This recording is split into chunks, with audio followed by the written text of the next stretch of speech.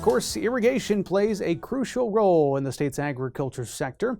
This week, hundreds of fifth grade students got a hands-on lesson in how water powers our state's farming systems. Steve White takes us to the Nebraska Children's Groundwater Festival, where science, agriculture, and conservation all come together. Squirt guns, water-powered rockets, and a trailer full of moving sand and flowing streams. This was fun.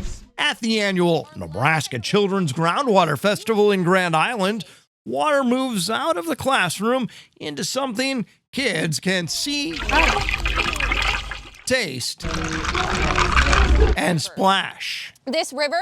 Around 800 fifth graders from across Nebraska came to the event, hosted by the Central Platte Natural Resources District, rotating through hands-on sessions on water quality, conservation, agriculture, wildlife, and more. Awesome. For an agricultural state that depends on groundwater, volunteers like Deb Van Meter say those lessons shouldn't wait for kids to grow up. Yes, I think that's one thing that's important, is that we educate our children on whether it's agriculture, whether it's water, all kinds of our natural resources, so that they're aware of that. That message lands a little differently here, where groundwater supports homes, livestock, irrigation, and the broader rural economy. The festival itself has become a Nebraska tradition, bringing students together for interactive lessons on the resource beneath their feet.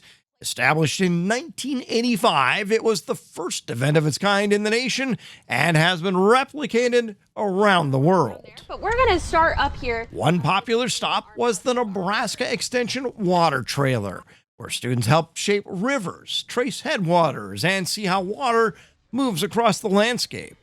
It's a great opportunity to teach youth about water resources, especially in Nebraska, is kind of what we focus on and highlight. And it's a really cool hands-on learning opportunity for them. Extension educator Sarah Fanning says the trailer translates concepts into reality. It's a much more powerful lesson. They're actually able to physically see it. So while we can't take these kids to all the different rivers that we have across Nebraska and all these different resources that we're talking about, they get to actually see a fantastic model of them right in front of them, and they get to help create them. And the lessons don't stop with rivers and streams. Students also heard how runoff, nitrates, and other pollutants can affect groundwater quality, and why it matters on farms and ranches as much as it does in town.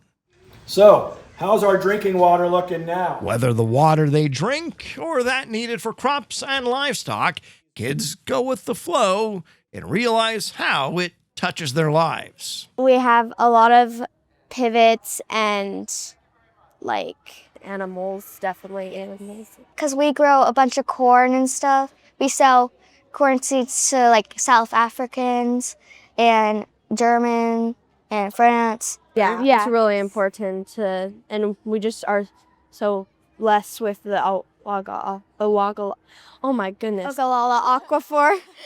Irrigation, some pivots and all that stuff. Take a resource students rely on daily and make sure they understand how to protect it for the future. Our economic livelihood is so closely tied to that groundwater resource, isn't it? Yes, it is, and our NRD system is the envy of the country. Tomorrow's water leaders learn about today's challenges, lessons they hope will soak in. Reporting in Grand Island, I'm Steve White.